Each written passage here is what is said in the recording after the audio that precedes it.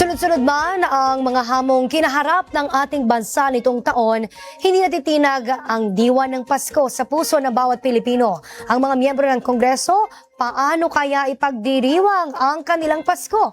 Panoorin natin yan sa report ni Zai Chua.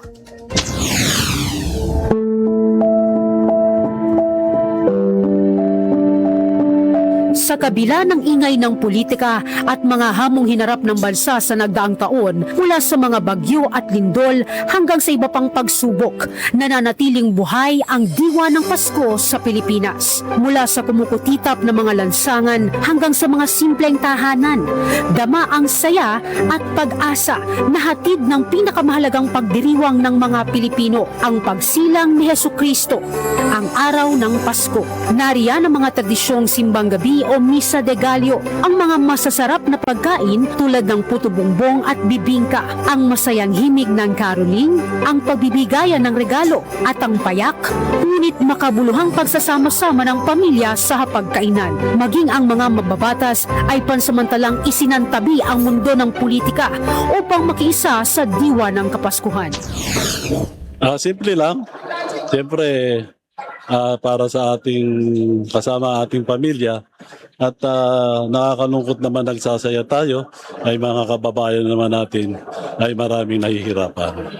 Kasama ko ang pamilya ko, kasama ko ang mga kaibigan ko, and syempre kasama ko ang sektor ko, and tuloy-tuloy tayo sa ating gawain hanggang makita natin yung tunay na pagbabago.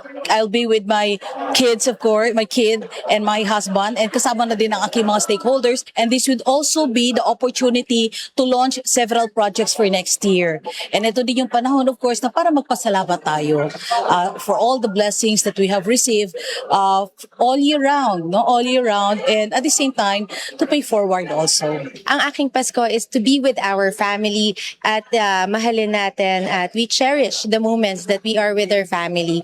As a congresswoman naman po, we are lessening the celebrations of parties in my district this year because baha pa po sa amin at kami po ay nag-iipon ng mga kagamitan, pagkain para po sa kanila. Tulad ng maraming Pilipino, para sa ating mga mambabatas, ang Pasko ay hindi nasusukat sa marangyang handa o mamahaling regalo, kundi sa pagmamahalan, pagkakaisa, pagbabahagi at pasasalamat sa Diyos. Yung pagtulong sa kapwa Pilipino, pag-uwi sa probinsya namin, tsaka para makasama yung pamilya ko. And syempre, ito yung panahon na ma-remember natin na may Diyos tayo. At siguro sa dami ng problema sa Kongreso ngayon, medyo magkakaroon din tayo ng time ng break para sa mga issues na tinatalakay natin dito sa Kongreso.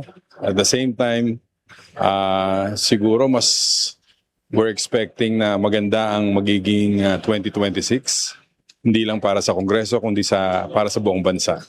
At ako naniniwala sa pangunguna ng leadership ng Congress, ni Speaker Bogie D, si Majority Floor Leader Sandro, and the rest of the leadership in Congress. Magkakaroon ng synergy and lots of collaboration, cooperation, especially with the minority group. Ang Pasko para sa akin ay pagkakataon na magpasalamat sa Panginoon sa mga biyayang natanggap natin ng nakarang taon. Also, pagkakataon na makasama ang pamilya. Palagi iniisip pag Pasko na inaasahan yung mga regalo, pero yung makapagbigay ka ng tulong sa kapwa ay isang, palagay ko yun ang diwa ng Pasko. It's all about generosity and being thankful. Sa gitna ng mga pagsubok na pinagdaanan ng bansa, nagsisilbing paalala ang Pasko na may pag-asa, may pagmamahal at may pagkakaisa. Ang Pasko para sa akin ay pamilya. At hindi lang pamilya namin, pero lahat ng mga pamilyang Pilipino. At yung buong mundo, lalong-lalo na yung pamilya ng ating mga iba't ibang mga simbahan. Alalahanin natin ang ating Diyos. Ay, syempre, alam niyo naman, basta't pamilyang Pilipino, nandyan yung pagkain natin. At syempre, yung pagsasama-sama ng pamilya. Hanggang kaya, kahit mga iba't ibang mga ibang miyembro ng angkan ay isinasama natin sa atin na pagsalo-salo. Natin ang Christmas break na ito para mag-reflect tayo kung ano yung mga bagay na dapat maging thankful tayo para sa mga bagay na to, at syempre para magkaroon tayo ng fresh start. Ito yung time of year na parang nabibigyan tayo ng konting oras para isipin kung ano yung mga bagay na dapat maging grateful tayo para sa mga bagay na ito, at para magkaroon tayo ng konting oras para sa mga pamilya at mga kaibigan natin, and it's a chance for us to give back. Sa gitna ng kumukutitap na ilaw at masayang tugtugin ng Pasko ay mga isyong pampolitika, sunod-sunod na kalamidad at mga hamon na pang-ekonomiya. Ngunit paalala ng ating mga mambabatas at ng Pangulo, ang tunay na diwa ng Kapaskuhan ay hindi nasusukat sa dami ng handa o sa laki ng regalo, kundi sa pagmamahal at pagsasama-sama ng pamilya, malasakit sa kapwa at sa bayan. At ngayong Pasko, huwag nating kalimutan magpasalamat sa Diyos at ipagdiwang ang kaarawan ni Jesus.